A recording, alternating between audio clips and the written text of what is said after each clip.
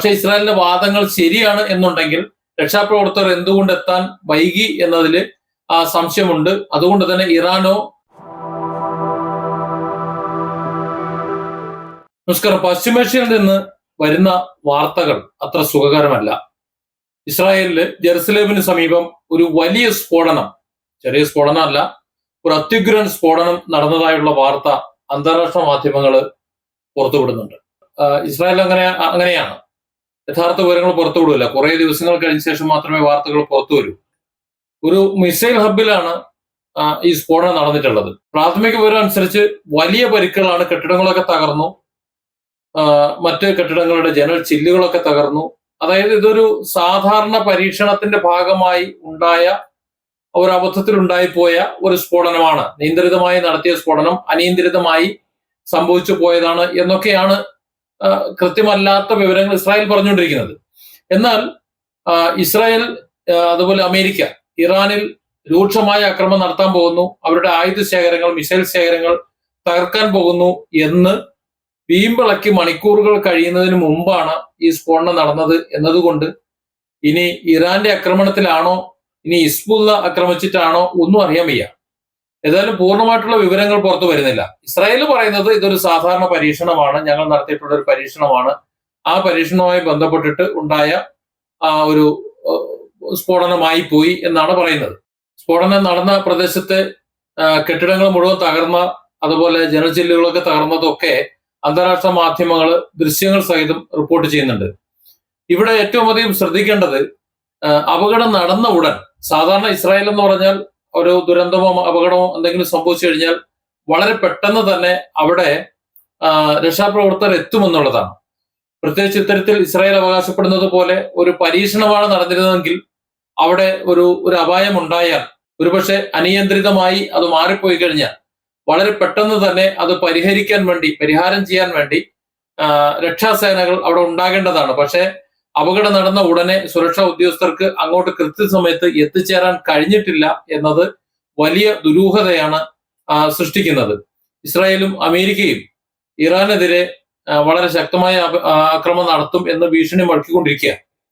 ഇസ്രായേലിനുള്ളിൽ തന്നെ ഒരു സ്ഫോടനം നടക്കുന്നത് അയൺ ഡോമുകളും മറ്റും എല്ലാം വളരെ സജീവമായി പ്രതിരോധ സംവിധാനങ്ങളെല്ലാം ശക്തമായി പ്രവർത്തിക്കുന്ന ഭാഗത്താണ് ഇത്തരത്തിലൊരു സ്ഫോടനം ഉണ്ടായത് എന്നതുകൊണ്ട് ഇസ്രായേലിന്റെ വാദങ്ങളും തള്ളിക്കളയാൻ പറ്റുന്നില്ല. പക്ഷെ ഇസ്രായേലിന്റെ വാദങ്ങൾ ശരിയാണ് എന്നുണ്ടെങ്കിൽ രക്ഷാപ്രവർത്തകർ എന്തുകൊണ്ട് എത്താൻ വൈകി എന്നതിൽ സംശയമുണ്ട്. അതുകൊണ്ട് തന്നെ ഇറാനോ അല്ലെങ്കിൽ മറ്റ് ഇറാൻ അനുകൂലികളോ ആരെങ്കിലും നടത്തിയിട്ടുള്ള ഒരു അക്രമമാണോ എന്നുള്ളൊരു സംശയം ഉണ്ട്. ഇതൊരു വെറുമൊരു പരീക്ഷണ സ്ഫോടനമാണ് എന്നുള്ള ഇസ്രായേലിന്റെ വാദം അന്താരാഷ്ട്ര മാധ്യമങ്ങൾ പൂർണ്ണമായിട്ട് വിശ്വസിച്ചിട്ടില്ല. ഇവിടെ നമ്മൾ മറ്റു ഒന്ന് രണ്ട് കാര്യങ്ങൾ കൂടി നമ്മളൊന്ന് ചിന്തിക്കേണ്ടതുണ്ട്. ഡൊണാൾഡ് ട്രംപ് കഴിഞ്ഞ ദിവസം ചൈന സന്ദർശിച്ചിരുന്നു. ഇറാനുമായിട്ടുള്ള യുദ്ധ സാഹചര്യം ഒഴിവാക്കാൻ വേണ്ടിയിട്ട് അമേരിക്കൻ പ്രസിഡന്റ് ഡൊണാൾഡ് ട്രംപ് നടത്തിയിട്ടുള്ള ആ ചൈന സന്ദർശനം വൻ പരാജയമാണ് എന്നാണ് റിപ്പോർട്ടുകൾ.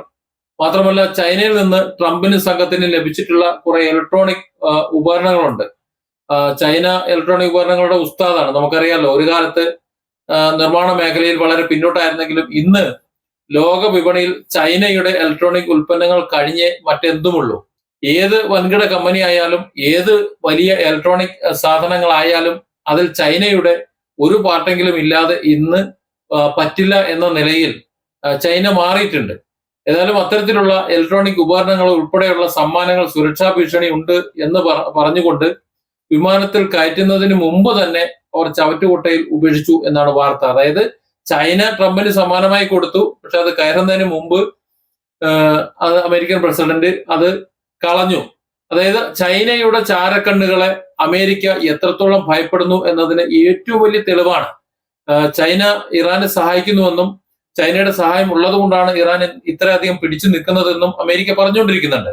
അതൊക്കെ ഒന്ന് നിർത്താനും ചൈനയെ കൂടി തങ്ങളുടെ പക്ഷത്തേക്ക് കൊണ്ടുവരാനും ഇറാനിലുള്ള സമ്പുഷ്ടീകരിച്ച യുറേനിയവും ബാക്കിയുള്ള യുറേനിയവും അതുപോലെ അവരുടെ എണ്ണ വിതരണത്തിന്മേലുള്ള നിയന്ത്രണവും ഒക്കെ നേടിയെടുക്കാൻ വേണ്ടി ചൈനയുടെ കൂടി ഒരു സഹായം കിട്ടും.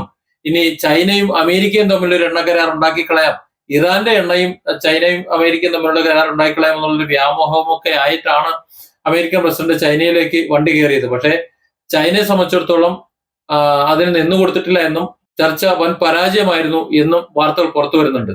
ചൈന സന്ദർശനം പരാജയപ്പെട്ടതിന് ശേഷമാണ് ഇറാനെതിരെയുള്ള യുദ്ധം പുനരാരംഭിക്കുമെന്ന് ട്രംപും ഇസ്രായേലും വളരെ കർശനമായിട്ടുള്ള മുന്നറിയിപ്പ് നൽകിയത്. അത് തന്നെയാണ് ഏറ്റവും വലിയ തെളിവ്. കാരണം ചൈനയുമായിട്ടുള്ള സംസാരം പരാജയപ്പെട്ടു എന്നുള്ളത്. ഏതായാലും ഈ ഭീഷണികൾക്കിടയിൽ തങ്ങളുടെ സൈനിക ശക്തി പ്രകടിപ്പിച്ചുകൊണ്ട് ഇറാൻ പുതിയ ദീർഘദൂര ബാലിസ്റ്റിക് ക്രൂയിസ് മിസൈലുകൾ പ്രദർശിപ്പിച്ചിരുന്നത് കഴിഞ്ഞ ദിവസം നമ്മളൊക്കെ കണ്ടതാ. അതായത് അവരുടെ ആവനാഴിയിൽ അസ്ത്രങ്ങൾ, അമ്പുകൾ തീരുന്നില്ല. പുതിയത് ഒരിക്കലും തീരാത്ത, അതായത് അമേരിക്കയും അവരുടെ സഖ്യകക്ഷികളും അല്ലെങ്കിൽ ഇസ്രായേലും ഒക്കെ സങ്കല്പിക്കാൻ പോലും കഴിയാത്ത വിധത്തിലുള്ള മിസൈലുകളും മറ്റ് ആയുധ ശേഖരങ്ങളും ഉണ്ട് എന്നാണ്. നാസർ, മഹ്ദി തുടങ്ങിയ അത്യന്താധുനിക മിസൈൽ ശേഖരമാണ് ഇറാന് പുറത്തുവിട്ടത്. ഇറാൻ തങ്ങളുടെ മിസൈൽ കരുത്ത് ഞങ്ങൾ ഇങ്ങനെയൊക്കെയാണ്, നിങ്ങളൊക്കെ പറഞ്ഞ 70% തകർന്നു അല്ലെങ്കിൽ സ്വയം ഇല്ലാതായി പോകുന്നു എന്നൊക്കെ പറഞ്ഞ സ്ഥാനത്ത് തങ്ങളുടെ മിസൈൽ കരുത്തിന് ഒന്നും സംഭവിച്ചില്ല എന്ന് ഇറാൻ മിസൈൽ പ്രദർശനം നടത്തി. അതിന് തൊട്ടു പിന്നാലെയാണ് ഇസ്രായേലിൽ ഈ വലിയ സ്ഫോടനം നടക്കുന്നത് എന്നത് സാഹചര്യങ്ങളുടെ ഗൗരവം വർദ്ധിപ്പിക്കുന്നുണ്ട്. ഏതായാലും ഇസ്രായേൽ എന്താണ് യഥാർത്ഥത്തിൽ സംഭവിച്ചത് എന്നതിനെ കുറിച്ച് വലിയ രീതിയിലുള്ള അഭ്യൂഹങ്ങൾ മാത്രമേ ഇപ്പോൾ പുറത്തു വരുന്നുള്ളൂ. ഇറാൻ ഇസ്രായേൽ യുദ്ധം തുടങ്ങിയ ശേഷം തുടക്കത്തിൽ ഇസ്രായേൽ എന്താണ് സംഭവിക്കുന്നത് എന്നതിനെ കുറിച്ച് യാതൊരു വിവരവും, ഒരു ചിത്രം പോലും പുറത്തേക്ക് വന്നിരുന്നില്ല. എന്നാൽ യുദ്ധത്തിന്റെ പാതി വഴി എത്തുമ്പോഴേക്കും ഇസ്രായേലിന്റെ സർവനാശം, ഇറാൻ തകർന്നടിഞ്ഞ് ഗസ പോലെ ആയിട്ടുള്ള ഇസ്രായേലിയൻ ഭാഗങ്ങൾ ദൃശ്യങ്ങളായി പുറത്തു വന്നു. എന്തുകൊണ്ടാണ് അമേരിക്ക ഇടപെട്ടതെന്നും പിന്നെ ഇറാൻ ഇസ്രായേൽ യുദ്ധം കരാറിലൂടെ അവസാനിപ്പിച്ചതെന്നും ഹിസ്ബുള്ളയുമായിട്ടുള്ള യുദ്ധം ഇസ്രായേൽ തുടരുന്നെന്നും ഒക്കെ പിന്നീട് നമുക്ക് മനസ്സിലായതാണ്. അതുകൊണ്ട് തന്നെ ഇത്തരത്തിലൊരു സ്ഫോടനം നടന്നിട്ട് അതിൽ നിന്നുമുള്ള വിവരങ്ങൾ പുറത്തു വരുന്നില്ല എന്നുണ്ടെങ്കിൽ ആ സ്ഫോടനത്തിന്റെ ഒരു ദൃഢത അല്ലെങ്കിൽ അതിന്റെ ഒരു ഭീകരത നമ്മൾ സങ്കല്പിക്കുന്നതിനേക്കാളും അപ്പുറമായിരിക്കും. അതുകൊണ്ട് തന്നെയാണ് രക്ഷാപ്രവർത്തകർക്ക് അവിടെ എത്താൻ കഴിയാത്തത്. അത് സ്വയം ഉണ്ടായ അവരുടെ പരീക്ഷണത്തിൽ നിന്നുണ്ടായിട്ടുള്ള ഒരു സ്ഫോടനമല്ല. ഏതോ ബാഹ്യശക്തികൾ ഇസ്രായേലിന്മേൽ കളിച്ച കളി തന്നെയാണ്. അത് ഹിസ്ബുള്ളയാകാം, ഇറാനാകാം, അല്ലെങ്കിൽ ഇസ്രായേലിനെ ഇവരൊന്നും മാത്രമല്ലല്ലോ ശത്രുക്കൾ. ഏതായാലും ഇറാന്റെ ആ മിസൈൽ ശക്തി പ്രദർശിപ്പിച്ച അതിനുശേഷം തൊട്ടടുത്ത് തന്നെ നടക്കുന്ന ഈ സ്ഫോടനത്തിന് ഒരുപാട് അർത്ഥതലങ്ങളുണ്ട്. ഏതായാലും വരും ദിവസങ്ങൾ മാത്രമേ ഇത് സംബന്ധിച്ചുള്ള പൂർണ്ണമായ വിവരങ്ങൾ പുറത്തു വരൂ. ഇസ്രായേൽ സംഭവിച്ചിട്ടുള്ള ആ ഭീകര നാശനഷ്ടങ്ങളുടെ കണക്കുകളും അപ്പോഴേ പുറംലോകം അറിയൂ. Different angles. Don't forget to subscribe and support this channel.